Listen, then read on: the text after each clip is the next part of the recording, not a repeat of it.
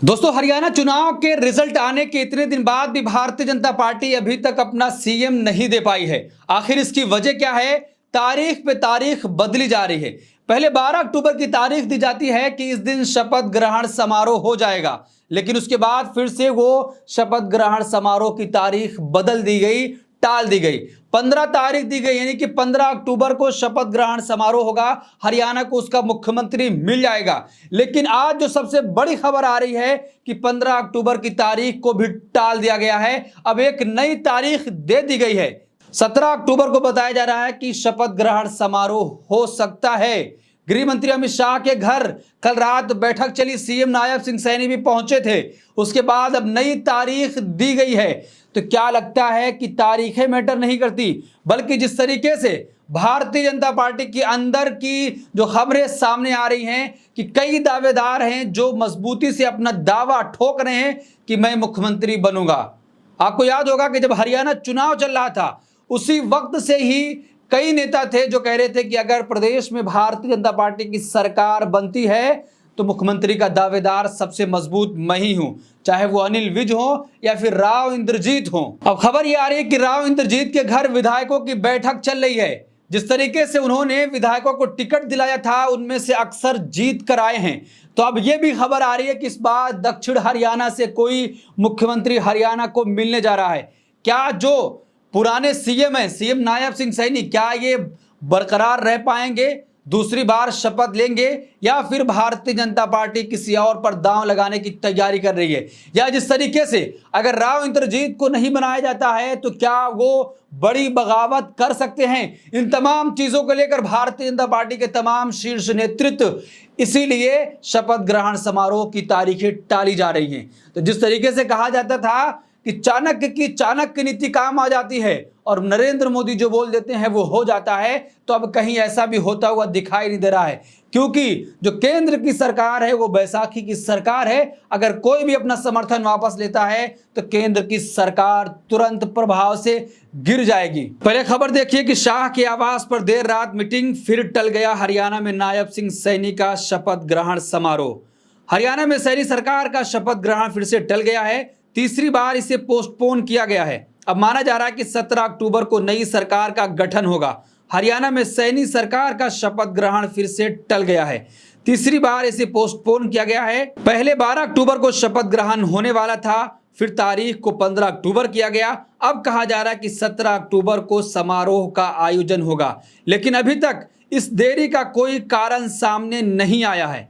लेकिन यह जरूर है कि जिस तरीके से राव इंद्रजीत ने दावा ठोक दिया है, विधायकों की बैठक वो अपने आवास पर कर रहे हैं, और दूसरी तरफ अनिल विज ने जिस दिन नतीजे आए थे उन्होंने इस दिन कह दिया था कि अगर हाई कमान कहेगा तो मैं मुख्यमंत्री बनूंगा। तो अनिल विज को जिस तरीके से पूरे चुनाव में साइड किया गया था, तो क्या उसका रीजन यही था कि अगर सरकार बनती है तो अनिल विज दावा ठोक सकते हैं? तो उन्होंने उसी दिन ही दावा ठोक दिया कि हाई कमान से कहना चाहता हूं कि इस बार मैं मुख्यमंत्री बनने जा रहा हूं। लेकिन राव इंद्रजीत क्या कुछ कर रहे हैं वो सबसे जरूरी है। जिस तरीके से भाजपा को यह डर सता रहा है कि अगर राव इंद्रजीत पर दांव नहीं खेला गया तो कहीं ना कहीं बड़ी बगावत सामने आ सकती है। देखिए, हरियाणा रिजल्ट पर कांग्रेस ही नहीं, बीजेपी में भी खटपट, शक्ति प्रदर्शन कर रहे राव इंद्रजीत सिंह। हरियाणा में विधानसभा चुनाव से पहले राव इंद्रजीत ने मुख्यमंत्री पद की दावेदारी ठोकी थी। अब चुनाव बाद उनके घर पर विधायकों की भीड़ जुटनी शुरू हो गई है। इंद्रजीत के घर अब तक भारतीय जनता पार्टी के 9 विधायक पहुंच चुके हैं। पिछले 2 दिनों में 9 विधायकों को अपने घर पर बुलाकर राव ने सीएम पद पर अघोषित रूप से दावेदारी ठोक दी है। तो दोस्तों, राव इंद्रजीत 2 दिनों में लगातार विधायकों की बैठक अपने आवास पर कर रहे हैं, और कहीं ना कहीं बैकडोर से उन्होंने यह कह दिया है कि इस बार अगर कुछ और होता है तो हमारी तरफ से बगावत खुलकर सामने आएगी।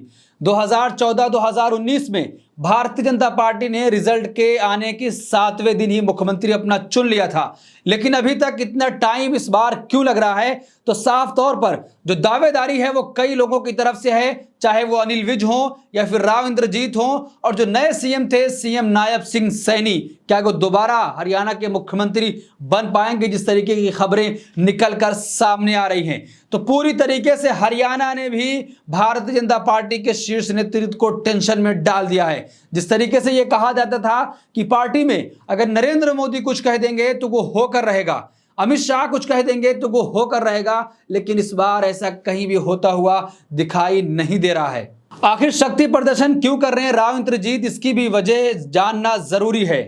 राव के राह में नायब सैनी एक बड़ा रोड़ा है। सैनिक के नाम की पहले ही भारतीय जनता पार्टी हाईकमान ने घोषणा कर रखी है।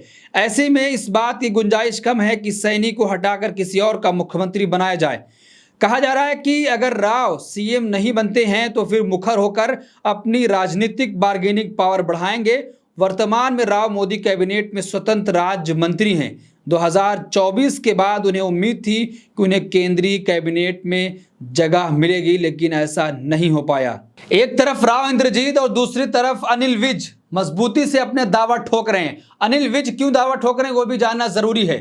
हरियाणा में भाजपा के एक और दिग्गज नेता अनिल विज भी मजबूती से दावेदारी कर रहे हैं। विज खट्टर सरकार में गृह मंत्री रह चुके हैं। विज पार्टी के भीतर पंजाबी चेहरा हैं। हरियाणा में करीब 5-6% पंजाबी हैं।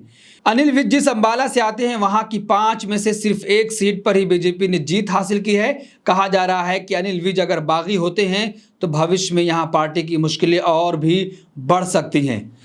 तो जिस तरीके से अनिल विज को पूरे चुनाव साइड किया गया, तो जहां से वो आते हैं, जिन सीटों पर वो प्रभाव रखते हैं, साफ तौर पर भारतीय जनता पार्टी को वहां पर नुकसान उठाना पड़ा था। और कहा जा रहा है कि अगर इस बार भी उनको साइड किया जाता है तो कहीं ना कहीं हरियाणा में भारतीय जनता पार्टी को अगली बार इसका भारी नुकसान उठाना पड़ सकता है। तो दोस्तों, पूरी तरीके से भारतीय जनता पार्टी हरियाणा में प्रचंड बहुमत के बाद भी मुश्किल में फंसती हुई नजर आ रही है। अपना अभी तक सीएम का शपथ ग्रहण समारोह नहीं कर पा रही है। 3 तारीखें अभी तक दे दी गई हैं, लेकिन 17 अक्टूबर भी तय नहीं है कि उस दिन शपथ ग्रहण समारोह हो पाएगा या नहीं। क्या सीएम नायब सिंह सैनी दोबारा से हरियाणा के मुख्यमंत्री बनेंगे या किसी और पर दूसरा दांव खेला जाएगा, या राव इंद्रजीत कुछ खेला करेंगे कि जिस तरीके से विधायकों की बैठक को अपने घर पर ले रहे हैं, तो ये साफ तौर पर कहीं ना कहीं संकेत है हाईकमान को कि अगर हमें नजरअंदाज किया गया तो उसका खामियाजा भुगतना पड़ेगा। इस पूरे मामले पर आप क्या सोचते हैं, आपकी क्या राय है, कमेंट बॉक्स में जरूर बताएं। और ऐसी तमाम खबरों के लिए देखते रहिए देश नीति। धन्यवाद।